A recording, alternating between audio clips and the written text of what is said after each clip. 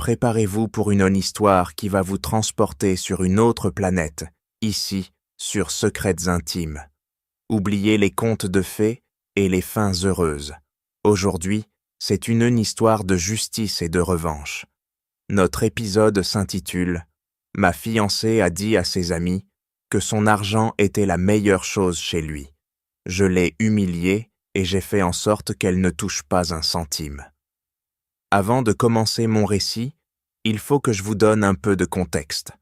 J'ai 29 ans et j'ai un MBA, ainsi qu'un poste très confortable dans l'entreprise de mon père. Je sais que ça peut faire de moi un fils à papa, riche et prétentieux, mais écoutez bien, en grandissant, on n'était pas vraiment riche. On a beaucoup galéré, et la famille avait de grosses dettes. J'étais jeune à l'époque, donc je ne connais pas tous les détails, mais mon père a pris un prêt très risqué, en mettant notre maison en garantie. C'était le seul bien de valeur qu'on avait, puisque c'était la maison de son grand-père. Ce prêt lui a permis de lancer son entreprise, et malgré un début difficile, les choses ont bien évolué. C'était loin d'être amusant à l'époque, mais avec le recul, je suis très reconnaissant de ne pas être né avec une cuillère en argent dans la bouche, parce que je pense que ça m'a rendu plus humble et m'a appris la valeur du travail acharné. Ça m'a aussi inspiré à faire un MBA pour apporter de la valeur à ce que mon père avait construit. Donc, même si être le fils dans l'entreprise de son père peut faire de moi un privilégié, je reconnais que j'y suis aussi par mérite. J'ai travaillé dur et j'ai mis mes propres efforts pour aider l'entreprise à se développer. Grâce à cela, ma famille est maintenant assez aisée, et moi aussi sur le plan personnel.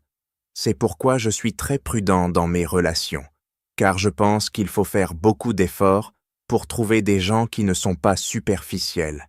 Et avec mon argent, c'est encore plus difficile de savoir qui est là pour moi, et non pour mon compte en banque. À la mi-vingtaine, quand les choses boulaient vraiment bien, je sortais beaucoup. La plupart des relations ne dépassaient de même pas le premier rendez-vous. Je dirais que je n'ai eu un troisième rendez-vous que quelques de fois. C'était il y a environ 2 ans et demi que j'ai rencontré quelqu'un, et honnêtement, elle était magnifique. J'ai vu son sourire, et j'ai dû aller lui dire bonjour. J'ai découvert qu'elle s'appelait Claire, pas son vrai nom pour des raisons évidentes, et qu'elle était infirmière. Ça la rendait encore plus attirante à mes yeux, parce que c'est une profession que je respecte vraiment. Je lui ai demandé son numéro sur le champ, et c'est ainsi que notre histoire a commencé. J'ai toujours été très prudent dans mes relations. Quand je commence une relation, c'est dans l'optique de voir si elle peut durer. Je cherche toujours à voir si je peux imaginer cette personne comme ma femme avant de prendre les choses au sérieux. C'est pourquoi je m'assure que mon argent n'est qu'une infime partie de la raison pour laquelle quelqu'un est avec moi. Ce serait stupide de penser que ça ne me rend pas plus attrayant aux yeux des femmes, mais je ne veux pas me retrouver dans une relation avec quelqu'un qui considère que c'est la raison principale de notre relation. Avec Claire, je n'ai jamais vu de comportement de chercheuse d'or. Il était intelligente, agréable à discuter, drôle, et elle apportait tout ce que je recherchais dans une relation. Donc, 2 ans et quelques mois après notre rencontre, je lui ai fait ma demande, et elle a dit oui. Aujourd'hui, Claire est ma fiancée, et ça m'a rendu extrêmement heureux quand elle a accepté de passer le reste de sa vie avec moi. Maintenant, j'arrive au point crucial de cette histoire, mais avant d'y arriver, il y a un événement majeur qui m'a un peu refroidi, et je pense que ça vaut la peine de le mentionner ici. Évidemment, elle a appris à connaître l'étendue des finances de ma famille au fur et à mesure que nous nous rapprochions. Elle savait que ma famille n'était pas pauvre et que nous nous débrouillions bien. Donc, quelques mois après la demande, j'ai abordé l'idée d'un contrat de mariage avec elle. Honnêtement, ça me semblait une discussion très raisonnable à avoir, mais elle n'était apparemment pas du même avis. Elle a explosé. Pour elle, Le fait que je lui propose un contrat de mariage signifiait deux choses. La première, c'était que je ne croyais pas que notre relation allait durer. Évidemment, ce n'était pas le cas, mais même si je fais tout ce que je peux dans le mariage et qu'un jour elle décide qu'elle en a assez, je ne peux rien y faire. La deuxième raison, c'était que je ne lui faisais pas confiance et que je pensais qu'elle essaierait de me dépouiller si les choses ne se passaient pas comme prévu. Voilà le résumé, mais on a discuté pendant 1 heure et on s'est couché fâché. Après avoir réfléchi toute la nuit, je lui ai fait savoir que ce ne serait pas nécessaire.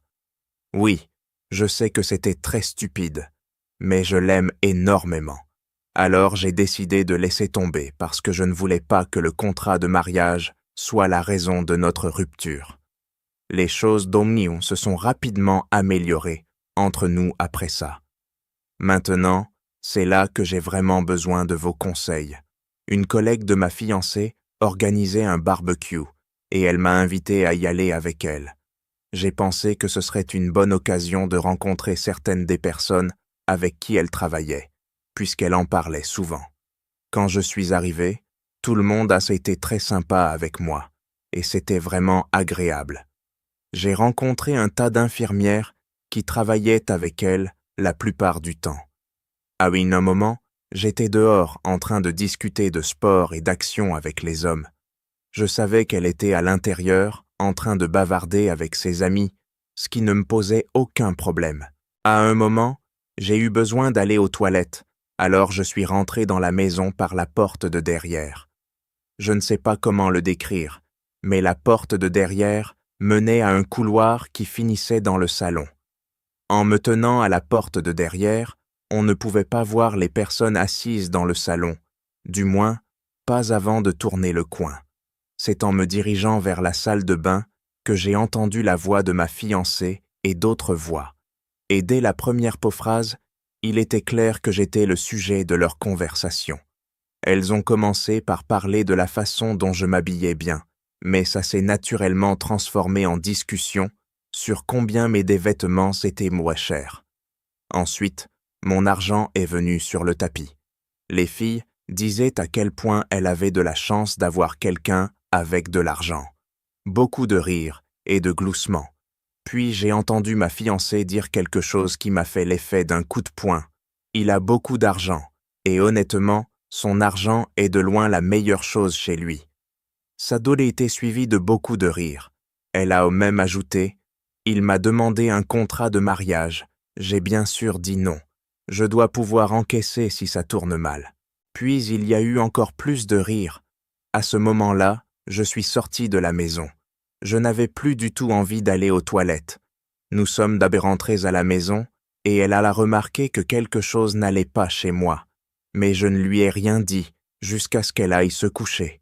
Cela s'est passé il y a quelques jours et à ce stade, je ne sais pas quoi faire.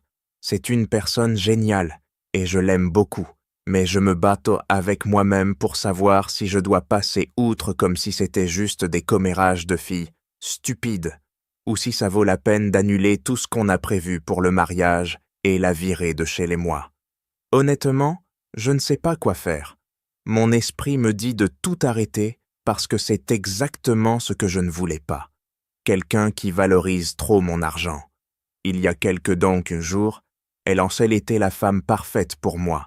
Et je déteste à quel point tout a changé si rapidement. Mon cœur me dit de lui parler, mais honnêtement, je n'arrive pas à trancher. Je vous remercie pour tous les conseils. Mise à jour 1. Je vois beaucoup de gens dire que je n'aurais jamais dû renoncer au contrat de mariage. J'aurais dû rompre à ce moment-là. Beaucoup d'entre vous l'ont dit de manière inutilement dure, mais j'ai la peau dure. Si j'avais une autre chance, je ne suis pas sûr de faire les choses différemment, mais je suis d'accord pour dire que je donnerai le même conseil à quelqu'un d'autre. J'aurais dû m'en tenir à ma décision parce que même si je décide de rester avec elle, le commentaire que j'ai entendu me fait comprendre à quel point un contrat de mariage est important avec elle. Mise à jour. 2. Je suis enclin à être d'accord avec les commentaires, disant que je devrais simplement mettre fin à tout maintenant, plutôt que de prendre le risque avec quelqu'un qui a montré que mon argent est un de ses principaux centres d'intérêt. La seule chose, c'est que je pense que le meilleur scénario serait de rediscuter du contrat de mariage avec elle. Je sais que ça me protégerait, mais ça ne la rendrait pas forcément moins intéressée par mon argent. Mais n'est-ce pas naturel que quelqu'un apprécie qu'une personne ait beaucoup d'argent? Mise à jour. 3. D'accord, j'ai compris beaucoup de choses. Je vais encore avoir la discussion sur le contrat de mariage pour voir ce qu'elle va dire. Mais je suis prêt à tirer un trait sur tout ça. J'aime beaucoup Claire, donc c'est plus facile à dire qu'à faire de la laisser partir. Je veux savoir que j'ai donné une chance à cette relation. Ah, les joies d'homme de la romance, où même la relation la plus solide peut rencontrer un obstacle financier. C'est comme conduire une Ferrari droit dans un dos d'âne. C'est brutal et potentiellement catastrophique pour votre portefeuille. Mais toi, ce n'est pas le cas, car chaque nuage a une lueur d'espoir, ou dans ton cas, un contrat de mariage. C'est l'équivalent moderne de la flèche de Cupidon, s'assurant que même si l'amour s'envole par la fenêtre, tes biens restent fermement dans ton compte en banque. Et n'oublions pas les commentaires honnêtes de ta fiancée sur ta valeur nette. C'est comme une critique Yelp pour les relations. 5 étoiles pour la stabilité financière. Mais le service pourrait être meilleur. Si seulement l'amour venait avec une garantie de remboursement, n'est-ce pas? Mise à jour, voici la mise à jour que beaucoup d'entre vous attendaient sur l'histoire de ma fiancée, que j'ai surprise en train de dire à ses amis que mon argent était la meilleure chose chez moi. Les choses sont maintenant terminées, et je suis plus que satisfait de la tournure des événements. La première chose que j'ai dû faire était de reparler du contrat de mariage avec Claire. Je pense que c'était environ 1 semaine après notre retour du barbecue que je lui ai dit de s'asseoir pour qu'on puisse discuter. Je lui ai dit qu'il fallait qu'on reparle de la situation du contrat de mariage, et comme la première fois, elle a explosé. Je pense que c'était encore pire la deuxième fois. Elle a encore répété que c'était un signe que je ne lui faisais pas confiance et que je ne croyais pas en notre relation. J'ai essayé de recentrer la discussion sur le fait que c'était plus pour protéger le travail acharné de mon père. Je possède une part importante de son entreprise. Que moi-même, mais elle n'a rien voulu savoir. Elle s'est mise à hurler, et j'ai vraiment fait de mon mieux pour qu'elle comprenne mon point de vue. Mais ça ne fonctionnait pas. Je lui ai demandé si elle m'épouserait si je disais que le contrat de mariage était obligatoire. Elle n'a pas semblé y réfléchir longtemps, avant de dire qu'elle reconsidérerait sérieusement notre avenir ensemble. Je pense que c'est à ce moment-là que j'ai réalisé que je n'allais pas la convaincre.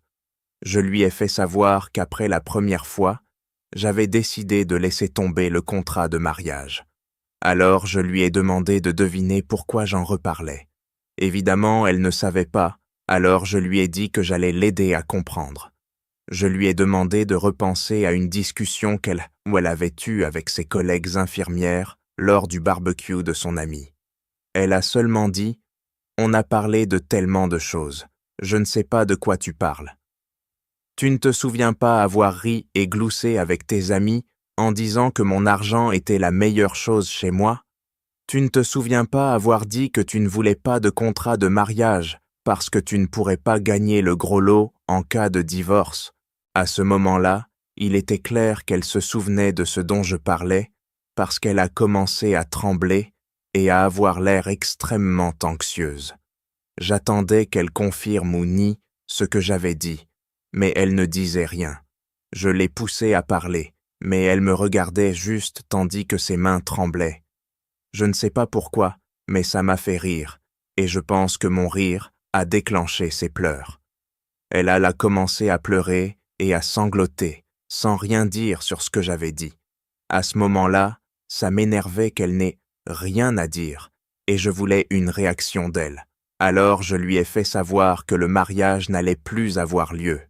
À ce moment-là, elle est tombée par terre, et j'ai commencé à l'entendre murmurer des mots comme « s'il te plaît, encore et encore, entre ses larmes et ses reniflements. Je me suis levé, je suis allé dans notre chambre, j'ai verrouillé la porte, et je suis allé me coucher. Le lendemain matin, elle m'attendait, et elle avait l'air de ne pas avoir dormi de la nuit. Dès qu'elle m'a vu, elle est venue vers moi, et a été très tactile, mais je l'ai repoussée. Elle a commencé à essayer d'expliquer le contexte de ce que j'avais entendu. Elle prétendait qu'elle essayait juste de s'intégrer dans le genre de discussion typique entre filles et qu'elle ne pensait pas les choses qu'elle avait dites. Elle a blâmé ses amis et ses collègues d'être de mauvaises influences. Elle a cela dit que mon argent n'avait jamais fait partie des raisons pour lesquelles elle était tombée amoureuse de moi. Je crois que c'était probablement vrai au début, mais je pense qu'à un moment donné, elle a commencé à aimer l'argent plus que moi.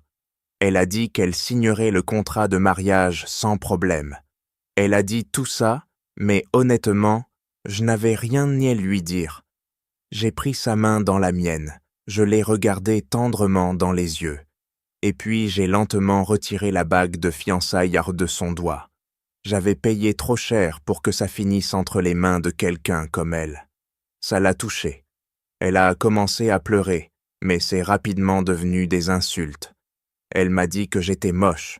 Elle a dit que je n'avais aucun charme. Elle a dit que j'avais un petit sexe. Elle m'a traité de gay. Elle a dit qu'elle avait couché avec un type rencontré dans un bar parce qu'elle en avait eu envie. Je ne sais pas si je crois cette partie ou non, mais honnêtement, ça n'a plus d'importance à ce stade.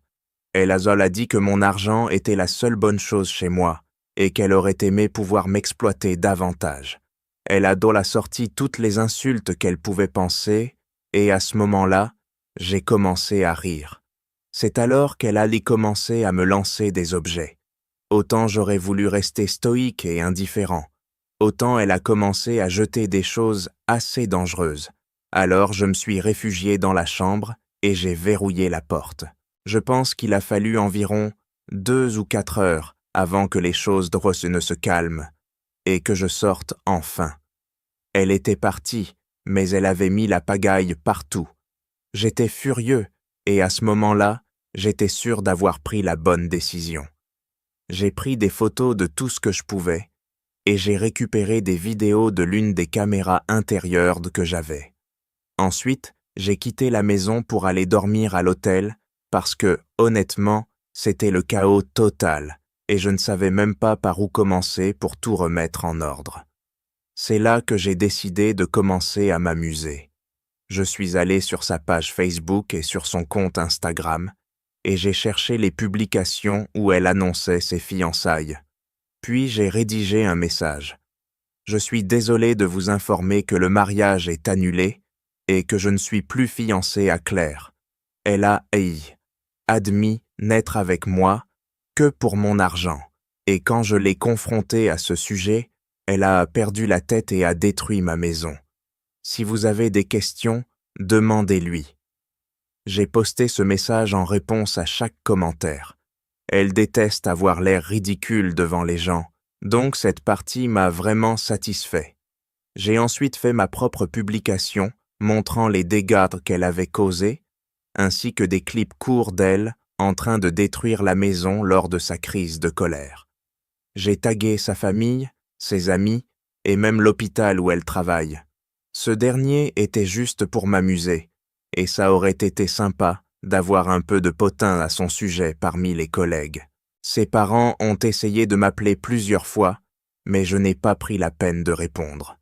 Honnêtement, c'est dommage de devoir couper les ponts avec eux, parce qu'ils étaient adorables personnes. Mais c'est comme ça.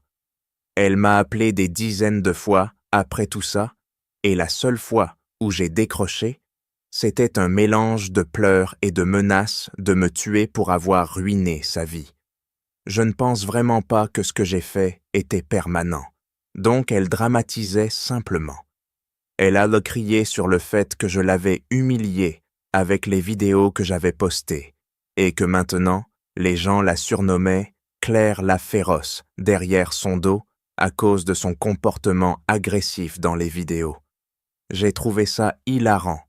Elle n'arrêtait pas de pleurer sur le fait que tout le monde la regardait différemment.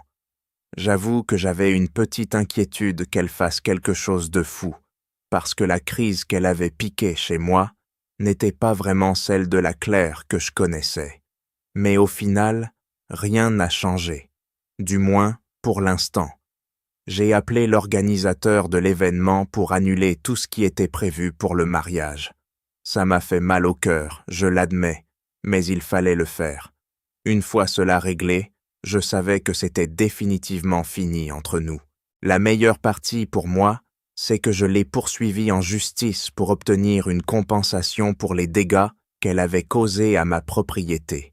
Je lui ai demandé de payer gentiment, mais elle m'a juste traité de non peu flatteur, donc ça ne me dérange pas de lui faire subir un peu plus de stress juste pour le plaisir. Elle va devoir payer un avocat, manquer des jours de travail, et j'espère qu'au final, elle devra me dédommager pour tout ce qu'elle a détruit. Et croyez-moi, c'était beaucoup. Pour l'instant, c'est en cours, mais j'ai des enregistrements de son comportement destructeur, et j'ai parlé à mon avocat, donc il n'y a vraiment pas de quoi s'inquiéter. Elle ne s'en sortira pas cette fois-ci. Il y a donc encore un peu de douleur dans mon cœur, en pensant que quelque chose en quoi je croyais beaucoup ne va pas se réaliser, mais je suis content d'avoir découvert à temps ce qu'elle pensait de moi. Je préfère la douleur maintenant plutôt que beaucoup plus de douleur plus tard. Enfin bref, un grand merci à tous pour votre aide, surtout avec mon précédent post. Je lirai tous vos commentaires ici, alors dites-moi ce que vous pensez de la façon dont j'ai géré la situation. Petite mise à jour. Oh, et voici juste une petite mise à jour pour ceux qui lisent encore ce post à ce stade. J'ai été indemnisé à hauteur de près de 10 000 € pour tous les objets qu'elle a détruits dans mon appartement, y compris les frais d'hôtel, car je ne pouvais plus y dormir, et les frais de nettoyage professionnel, car tout était en désordre. J'avais un sourire immense, car j'avais réussi à lui prendre de l'argent après notre rupture. Je suppose que c'est elle qui aurait dû insister pour un contrat de mariage. Dès le moment où tu as décidé de reparler du contrat de mariage, il était clair que tu étais prêt à reprendre le contrôle de cette situation. Et quand Claire a montré son vrai visage, disons que tu as géré la situation avec la finesse d'un diplomate chevronné, ou d'un stratège selon la perspective. Ta décision d'annuler le mariage et de laver ton linge sale sur les réseaux sociaux était audacieuse, mon ami, mais elle semblait t'apporter un certain apaisement et, oserais-je dire, un remboursement conséquent pour le chaos laissé par Claire. Et n'oublions pas ton sens du timing impeccable, lâcher la bombe de l'annulation du mariage alors qu'elle devait déjà faire face aux conséquences de son comportement destructeur. Ça, c'est ce que j'appelle un coup de maître.